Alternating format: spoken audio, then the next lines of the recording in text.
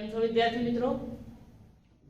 ધોરણ 12 ની અંદર આપણે ચેપ્ટર નંબર 6 આનુવંશિકતાનો આણ્વીય આધાર ભણી રહ્યા છે. ચેપ્ટરમાં આપણે જે ટોપિક વિશે વાત કરી રહ્યા છે એ છે human genome project. Human genome project ની અંદર કોઈ પણ સજીવના ડીએનએ દ્વારા એની આનુવંશિક માહિતી મેળવી શકાય છે. પણ ક્યારે? જ્યારે આપણે એ સજીવ ના ડીએનએ ની અંદર રહેલા બેઝના અનુક્રમ વિશે જાણતા હોય. તો આ ડીએનએ ના બેઝના અનુક્રમને જાણવા એ અત્યંત આવશ્યક થઈ પડ્યા.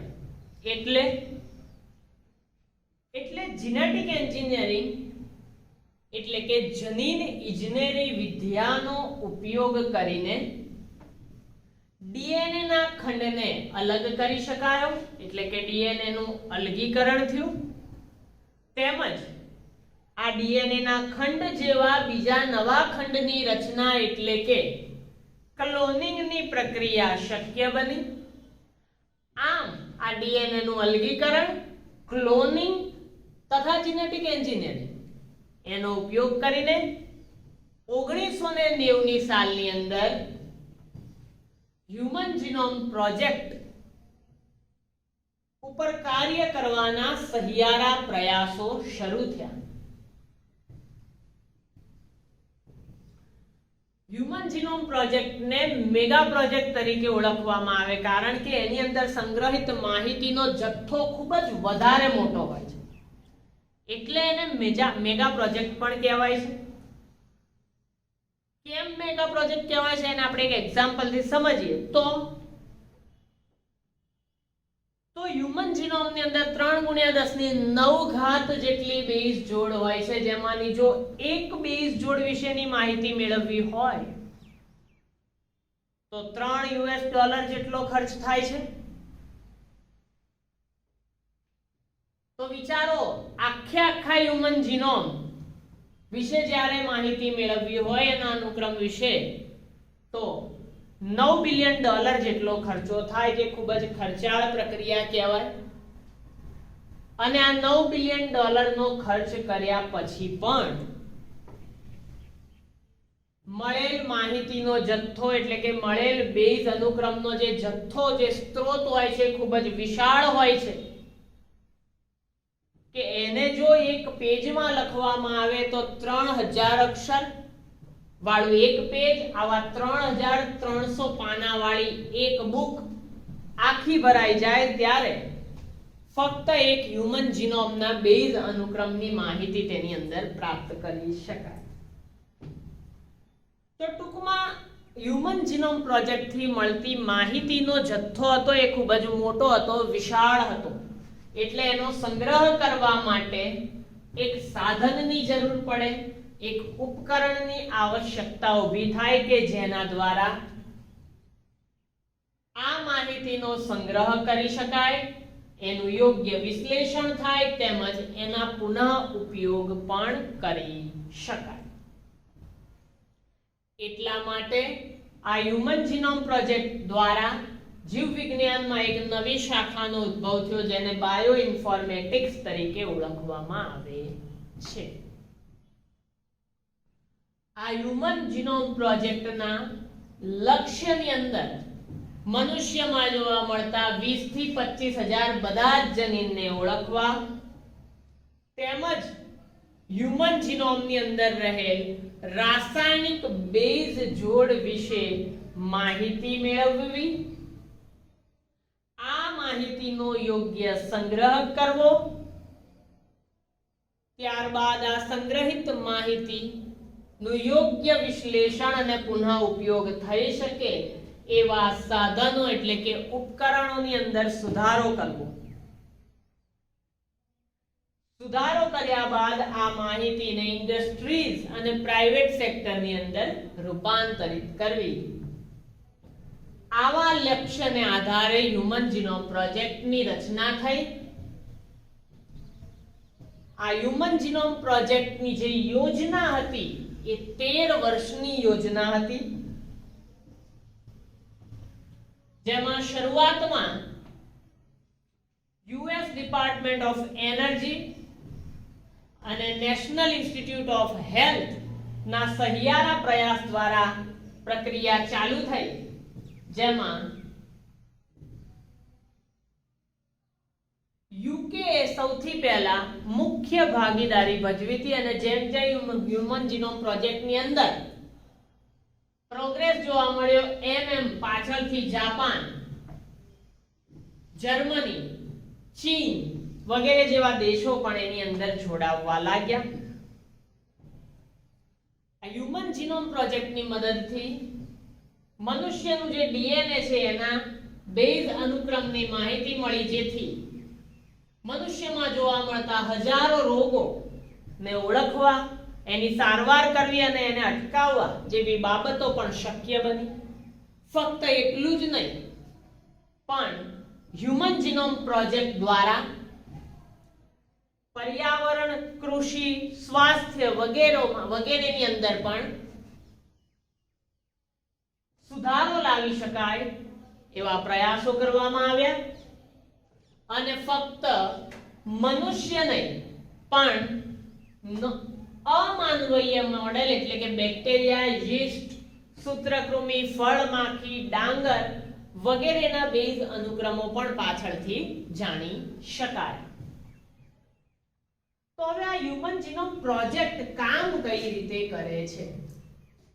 તો હ્યુમન જીનોમ પ્રોજેક્ટ બે પ્રકારે કાર્ય કરે છે, એટલે કે એની અંદર બે પ્રયાસ જોવા મળે છે કાર્યના. જેમાં પહેલા બધા જ જનીન કે જે આરએનએ ના સ્વરૂપમાં વ્યક્ત થાય છે એને અલગ કરવા.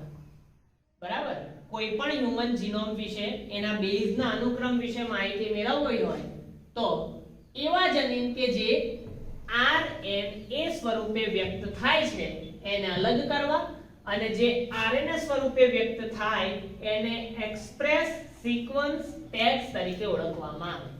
એવા જનીન કે જે આરએનએ ના સ્વરૂપમાં વ્યક્ત થાય એટલે કે દેખાય આરએનએ જેવા, એને એક્સપ્રેસ્ડ સિક્વન્સ ટેગ્સ તરીકે ઓળખવામાં આવે. આ પહેલું. અને બીજો પ્રયાસ, તો જનીનમાં જોવા મળતા અનુક્રમની જાણકારી પ્રાપ્ત કરી જે તે કાર્યને નિર્ધારિત કરવું. જનીનમાં જોવા મળતો જે અનુક્રમ છે, બેઝનો ક્રમ છે, એની જાણકારી મેળવીને હવે કયું કાર્ય કરવું છે એ નિર્ધારિત કરવું. પહેલા આરએનએ તરીકે વ્યક્ત થતા હોય એને અલગ કરવા, અને બીજું કે જે જનીનમાં બેઝ અનુક્રમ જોવા મળે છે એની જાણકારી પ્રાપ્ત કરી અને કાર્યને નિર્ધારિત કરવા, જેને સિક્વન્સ એનોટેશન કહેવામાં આવે. પેલાને એક્સપ્રેસ સિક્વન્સ ટેગ કહેવાય અને આને સિક્વન્સ એનોટેશન તરીકે ઓળખવામાં આવે. કોષના કુલ ડીએનએ માં, કોષના ટોટલ ડીએનએ માં રહેલી અનુક્રમની જાણકારી માટે પહેલા તો આપણે શું કર્યું, ડીએનએ નો કોઈ ખંડ અલગ કરીને એના અનુક્રમની માહિતી મેળવવાની વાત હતી. હવે કોષના કુલ એટલે આખા ડીએનએ ની જાણકારી માટે પહેલા એ ડીએનએ ને અલગ કરવું પડે. અલગ શેનાથી થાય? જેનેટિક એન્જિનિયરિંગ થી થાય. અલગ કરી નાના સરળતાથી યાદ રહે એવા ખંડ બનાવવા, જેને ડીએનએ નું અલગીકરણ કહેવાય. જો આખા ડીએનએ ની માહિતી મેળવવી હોય તો ડીએનએ ને અલગ કરવું, નાના યાદ રહે એવા ખંડ બનાવવા, અને ત્યારબાદ વાહકની મદદથી યજમાનમાં ક્લોનિંગ કરાવવામાં આવે છે. એટલે કે કોઈ વાહકની મદદથી અન્ય પ્રાણીના શરીરમાં આ ડીએનએ ના ખંડો ફરી બનાવવામાં આવે, જેને ક્લોનિંગની પ્રક્રિયા કહેવામાં આવે છે. વાહકની મદદથી અન્ય સજીવના શરીરમાં જ્યારે આવા જ ખંડો બનાવવામાં આવે એને ક્લોનિંગ કહેવાય. અને ક્લોનિંગ આ ડીએનએ ના પ્રવર્ધનમાં મદદ કરે, એટલે કે ક્લોનિંગ આ ડીએનએ ની જાણકારી પ્રાપ્ત કરવાની બાબતમાં હેલ્પ કરે છે, મદદ કરે છે. અને ક્લોનિંગ દ્વારા બેઝ અનુક્રમની માહિતી સરળતાથી મેળવી શકાય. અને ક્લોનિંગ એ બાયોટેકનોલોજી દ્વારા થાય. બરાબર? તો આ પ્રક્રિયામાં ટૂંકમાં એક યજમાનની જરૂર પડે કે જેની અંદર ક્લોનિંગ કરાવવામાં આવે અને એના દ્વારા ડીએનએ નું પ્રવર્ધન થાય અને એમાં રહેલ અનુક્રમની માહિતી મળે. તો આવા યજમાન તરીકે મોટા ભાગે બેક્ટેરિયા અને યીસ્ટનો ઉપયોગ કરવામાં આવે છે. શોર્ટ ક્વેશ્ચન જેમાં નામ છે બેક્ટેરિયલ આર્ટિફિશિયલ ક્રોમોસોમ અથવા તો યીસ્ટ આર્ટિફિશિયલ ક્રોમોસોમ જેવા વાહકોની મદદથી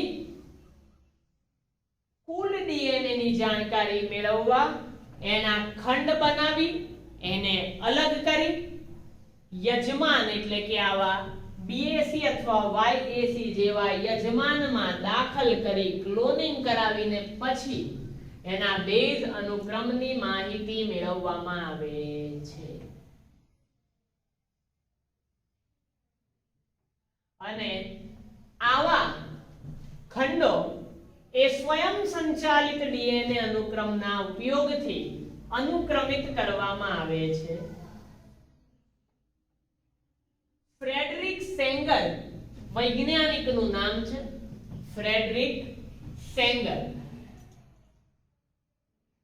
તો આ ફ્રેડરિક સેંગર દ્વારા નામના વૈજ્ઞાનિક દ્વારા જે સિદ્ધાંત આપવામાં આવ્યો એ સિદ્ધાંત પર કામ કરી અથવા તો ફ્રેડરિક સેંગરના સિદ્ધાંતનો ઉપયોગ કરી આ અનુક્રમ એની અંદર હાજર જે બેઝ જોડ છે એમાંના કેટલા એકબીજા ઉપર આચ્છાદન કરે છે અથવા તો ઓવરલેપિંગ કરે છે એના આધારે તેમને યાદ રાખવામાં આવે છે.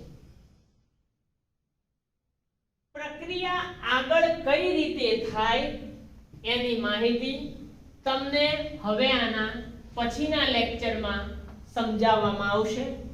ત્યાં સુધી આ કાર્યપ્રણાલીમાં અત્યાર સુધી આપણે જે ભણ્યા શીખ્યા એ વ્યવસ્થિત રીતે મગજની અંદર ફિટ કરીને લખીને વાંચીને તૈયાર કરી દેવું. આગળની માહિતી આપણે નેક્સ્ટ લેક્ચરમાં મેળવીએ છીએ. Thank you.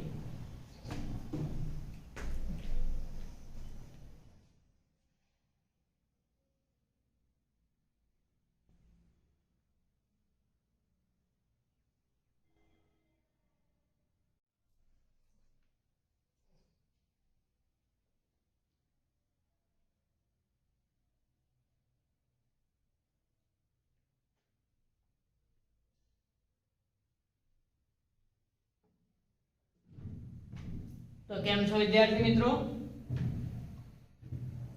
ધોરણ 12 ની અંદર આપણે ચેપ્ટર નંબર 6 આનુવંશિકતાનો આણ્વીય આધાર ભણી રહ્યા છે.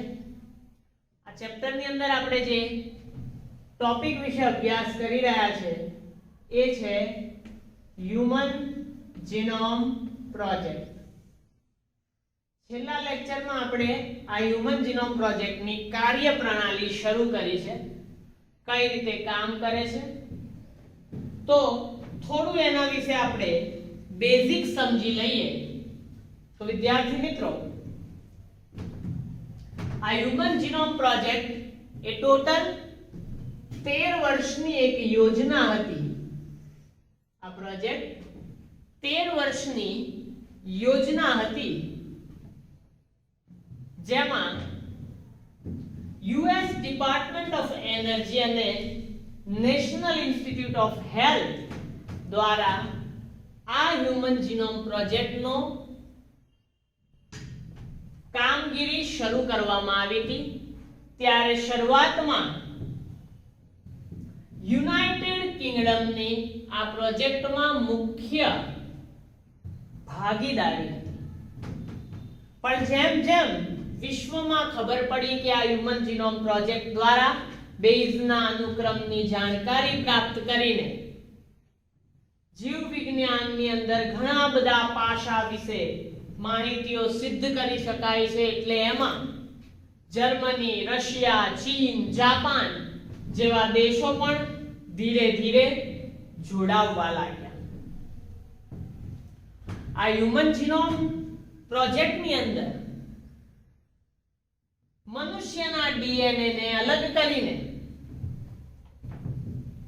એના બેઝ અનુક્રમની માહિતી મેળવીને મનુષ્યને લાગુ પડતા એવા હજારો રોગો, અનિયમિતતાઓની ઓળખ શક્ય બની, એની સારવાર શક્ય બની અને કેટલાકને અટકાવવાના પ્રયાસો પણ શક્ય બન્યા.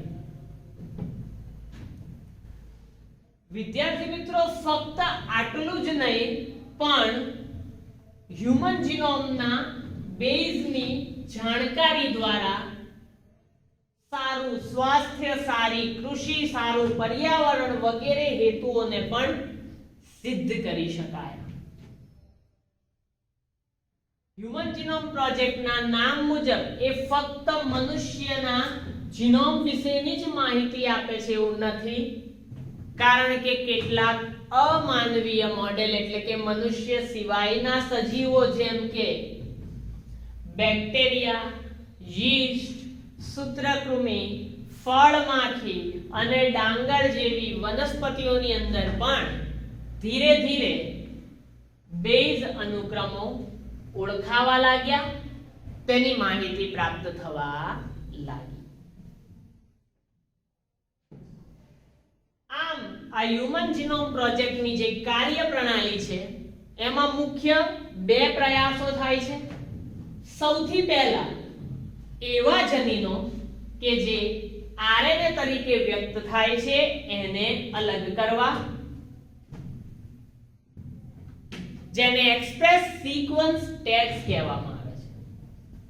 ત્યાર પછી જનીનોને અલગ કરી અને એના બેઝ અનુક્રમ દ્વારા થતા કાર્યોને નિર્ધારિત કરવા જે બીજો પ્રયાસ છે જેને સિક્વન્સ એનોટેશન કહેવામાં આવે છે.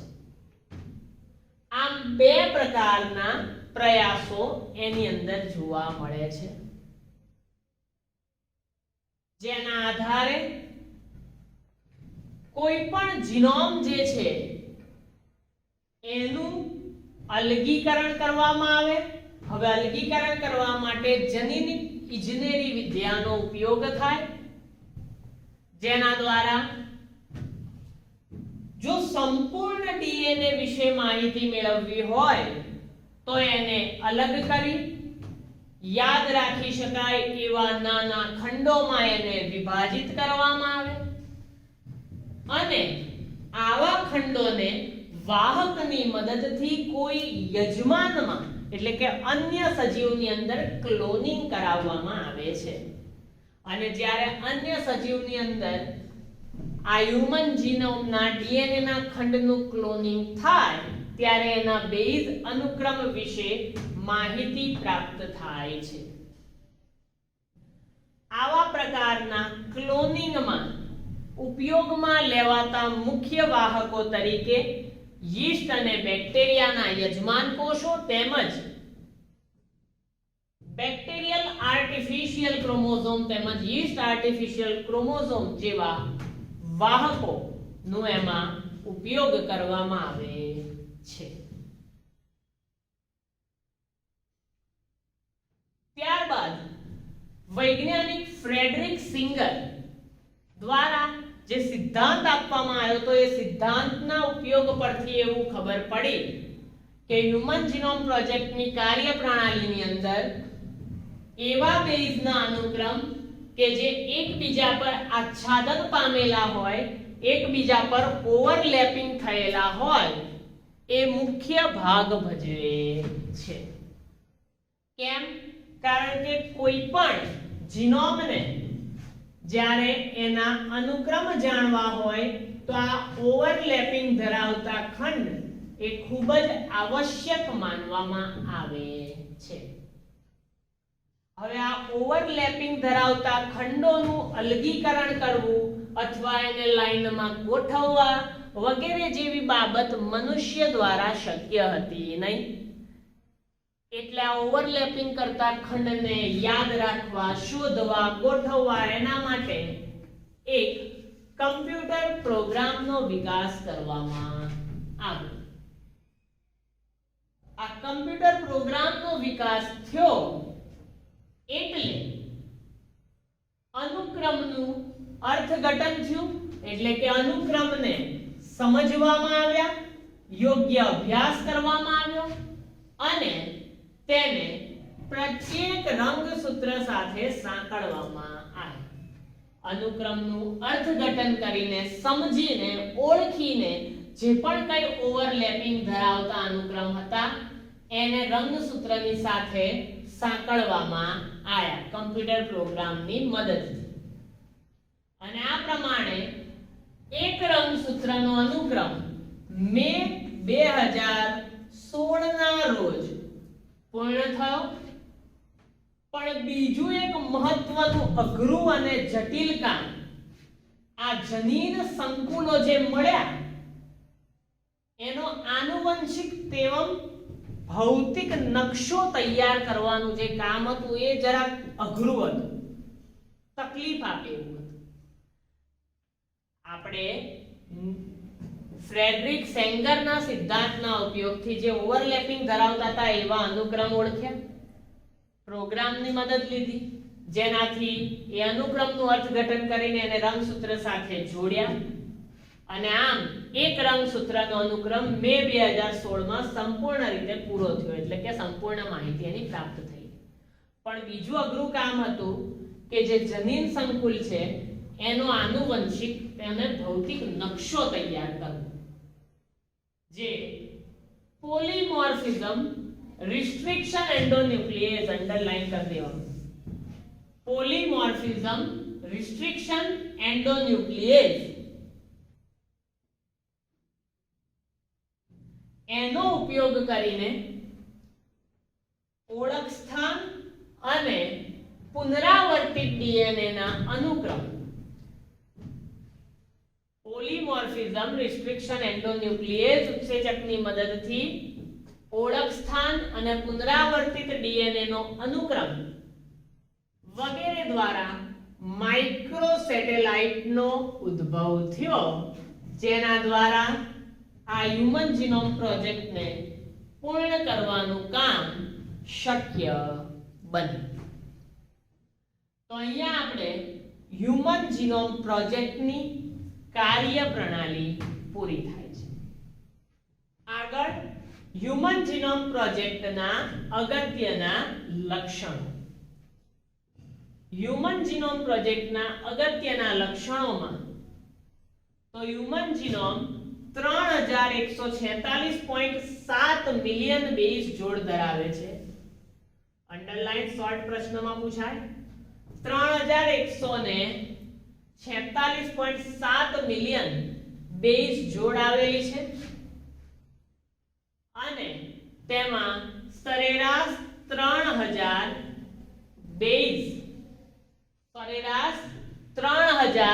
જનીન પણ એની અંદર સમાવિત છે. તેઓના આકારમાં અત્યંત વિભિન્નતા, એટલે કે આ જે પણ જનીનો છે એના આકાર ખૂબ જ અલગ અલગ છે. અને મનુષ્યની અંદર જોવા મળતો સૌથી મોટો જનીન, મોસ્ટ ઇમ્પોર્ટન્ટ ક્વેશ્ચન, મનુષ્યમાં જોવા મળતો સૌથી મોટો જનીન ડિસ્ટોફિન, કે એ એકલામાં જ 2.4 મિલિયન બેઝ જોડ છે, એટલે કે 24 લાખ બેઝ જોડ એ મનુષ્યના સૌથી મોટામાં મોટા જનીન ડિસ્ટોફિનની અંદર આવેલી છે. જનીનની સંખ્યા 30,000 જેટલી આંકવામાં આવી, જે પૂર્વ અંદાજિત, એટલે કે પહેલા જે અંદાજો લગાયો હતો કે 80,000 થી 1,40,000 ની વચ્ચે મનુષ્યમાં જનીનની સંખ્યા હશે, એના કરતા ખૂબ જ ઓછી સંખ્યા આપણને હ્યુમન જીનોમ પ્રોજેક્ટ દ્વારા મનુષ્યની અંદર જનીનની જોવા મળી. અને મનુષ્યમાં જોવા મળતા બધા જ ન્યુક્લિયોટાઇડ બેઝ એ લગભગ સરખા હોય છે. આ બધા લક્ષણો માનવામાં આવે છે હ્યુમન જીનોમ પ્રોજેક્ટ. તો આટલા લક્ષણો ધ્યાનથી લખી દેવાના, સમજી લેવાના, એની કાર્યપ્રણાલી સમજી લેવાની, અને આ લક્ષણોમાંથી ઘણા બધા શોર્ટ ક્વેશ્ચન પૂછાઈ શકાય એવું પણ શક્ય બને. એટલે ખૂબ જ વ્યવસ્થિત અને ધ્યાન આપીને આ ટોપિક્સને તૈયાર કરવાના છે. લક્ષણોમાં વધુ માહિતી આપણે આની પછીના લેક્ચરમાં મેળવીએ છીએ. Thank you.